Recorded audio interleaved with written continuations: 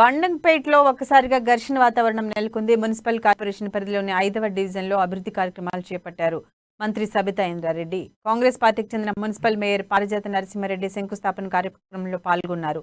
శిలాఫలకం ఆవిష్కరణ సమయంలో ఇరు వర్గాలు పరస్పరం నినాదాలతో హోరెత్తించారు. ఈ క్రమంలో ఇరు వర్గాల మధ్య ఘర్షణ, తోపులాట చోటు చేసుకుంది.